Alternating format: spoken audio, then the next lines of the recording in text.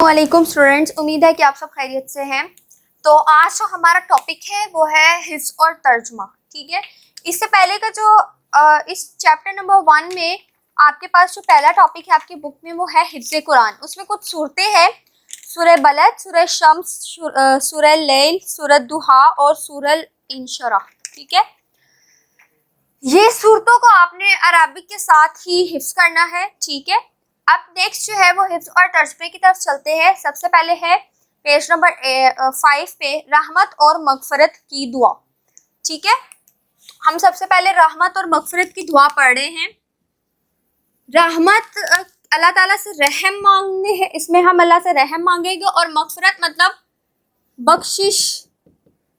बख्शिश मांगेंगे, अल्लाह ताला से मगफरत यानी बख्शिश की दुआ करेंगे। तो आप इसको बुक से देख सकते हैं। अल्लाह ताला किसी शख्स पर उसकी ताकत से ज़्यादा जिम्मेदारी नहीं डालता।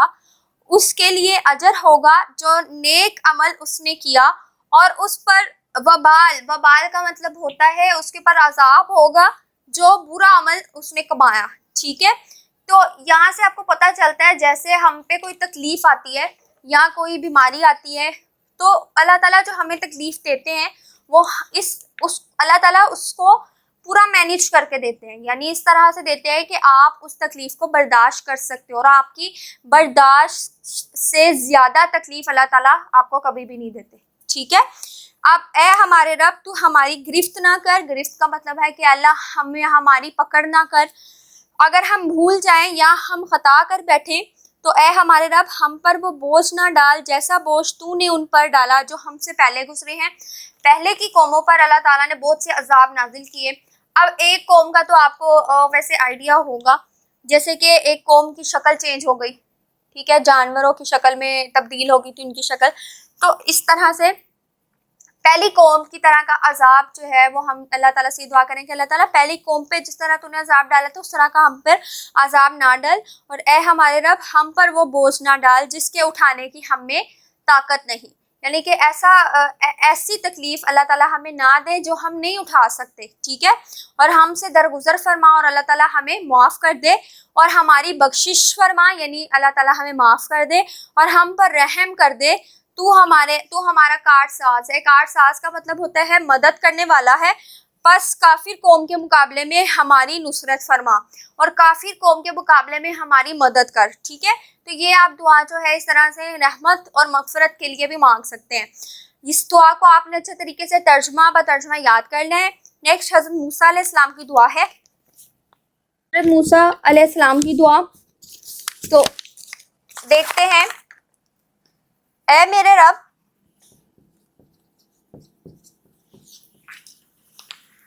मेरे लिए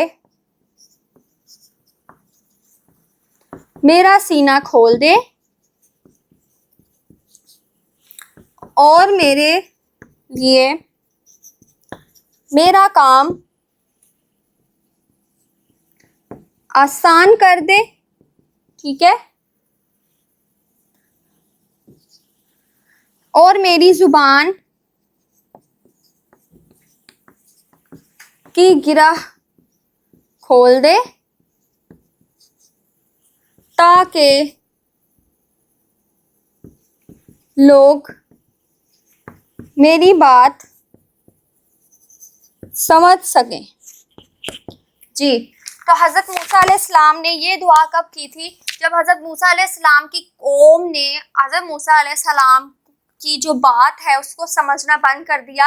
हज़रत मूसा अलैहिस्सलाम अपनी बात कन्वे कर रहे थे, लेकिन लोगों ने जो है वो हज़रत मूसा अलैहिस्सलाम की बातों के ऊपर कोई गौर नहीं किया। तो अल्लाह ताला से हज़रत मूसा अलैहिस्सलाम ने इस तरह से दुआ की कि ऐ मेरे रब, मेरे लिए मेरा सीना खोल दे और मेरे लिए मेरा काम आसान कर दे, क्योंकि उस टाइम जो आप हज़रत मूसा अलैहिस्सलाम की कौम थी वो आपकी बात बिल्कुल नहीं मानने के लिए तैयार थी। तो और मेरी ज़ुबान की गिरा खोल दे, ठीक है, ताकि लोग मेरी बात समझ सकें। और मेरी ज़ुबान की गिरा खोल दे इसलिए कहा जा रहा है कि जो बात मैं कहना चाह रहा हूँ वो अच्छे तरीके से लोगों को मेरी बात समझ आ जाए। ठीक है, तो ये दुआ आप भी अगर आप भी अल्लाह ताला की राह में अगर किसी न किसी को कोई ना कोई बात सिखाना चाह रहे हैं लेकिन वो आपकी बात समझ नहीं पा रहा, बल्कि वो क्या, तो उस पर आप क्या कर सकते हैं, हज़रत मूसा अलैहिस्सलाम की ये दुआ पढ़ सकते हैं। ठीक है, नेक्स्ट है दुश्मन पर गलबा पाने की दुआ।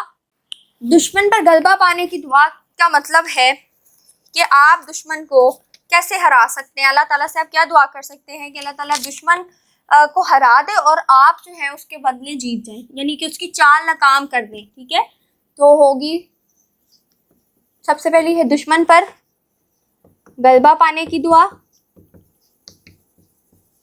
जी, तो ये क्या दुआ है कि हमारे लिए अल्लाह ही काफ़ी है और वो बेहतरीन कारसाज है। तो आपने सिर्फ अल्लाह ताला को ही पुकारना है। ठीक है, और हमारे लिए अल्लाह ही काफ़ी है और वो बेहतरीन कारसाज है, यानी मददगार है, कि अल्लाह ताला ही हमारे लिए काफ़ी है और वो ही हमारी मदद करने वाला है। ठीक है, नेक्स्ट है हज़रत यूनुस अलैहिस्सलाम की दुआ। तो हज़रत यूनुस अलैहिस्सलाम ने क्या दुआ फरमाई थी, देखते हैं। हज़रत यूनुस अलैहिस्सलाम की दुआ, जी क्या दुआ है, तेरे सिवा कोई माबूद नहीं, ठीक है, तू पाक है, बेशक मैं ही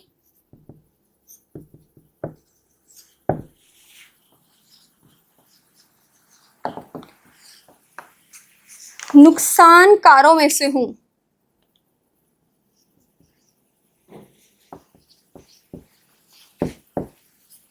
जी, ये दुआ जो है हज़रत यूनुस अलैहिस्सलाम जब मछली के पेट में चले गए तो हज़रत यूनुस अलैहिस्सलाम ने अल्लाह ताला से ये दुआ की थी कि तेरे सिवा कोई माबूद नहीं, बेशक अल्लाह ताला के सिवा कोई इबादत के लायक नहीं, ठीक है, तू पाक है, बेशक मैं ही नुकसानकारों में से हूँ, बेशक मैं ही नुकसान करने वालों में से हूँ। तो ये दुआ जो थी हज़रत यूनुस अलैहिस्सलाम ने हमें सिखाई। ठीक है, नेक्स्ट दुआ है अल्लाह ताला की पाकी बयान करने की कुछ कलिमात हैं, तो वो आपने इस तरह से कर लेने हैं। अल्लाह ताला की हम्दो तस्बीह बयान करता हूँ,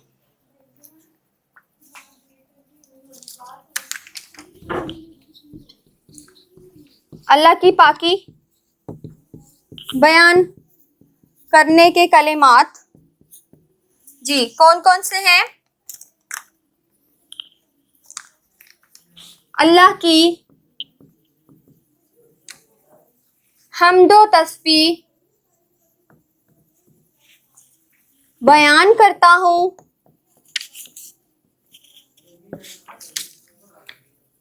उसकी मखलूक की तादाद और उसकी रज़ा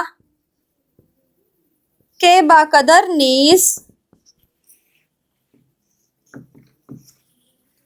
उसके अर्श के वज़न और उसकी कलिमात की रोशनाई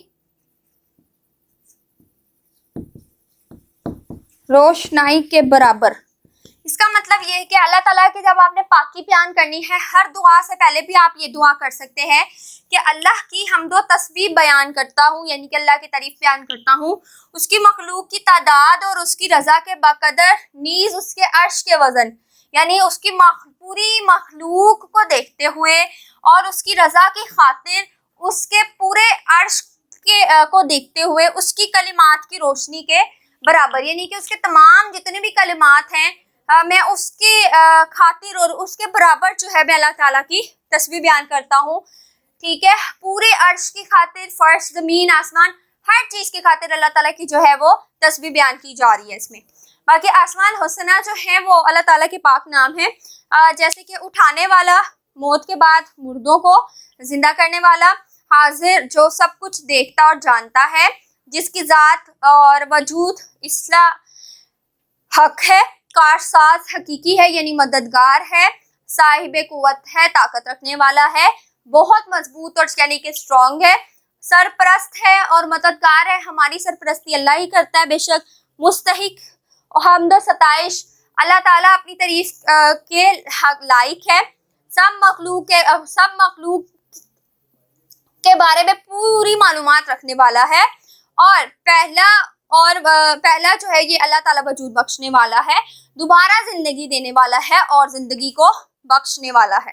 ठीक है, ये आपकी थी यहाँ पे हिफ्ज़ और तर्जुमा का जो आपका टॉपिक था ये आपका कंप्लीट हो गया। अगर आपका कोई क्वेश्चन हो तो आप मुझसे स्टूडेंट्स पूछ सकते हैं कमेंट्स में। इंशाल्लाह मिलते हैं नेक्स्ट वीडियो में। आपका नेक्स्ट टॉपिक हदीस नबवी सल्लल्लाहु अलैहि वसल्लम पर होगा। अपना बहुत सारा ख्याल रखिए। अल्लाह हाफिज़।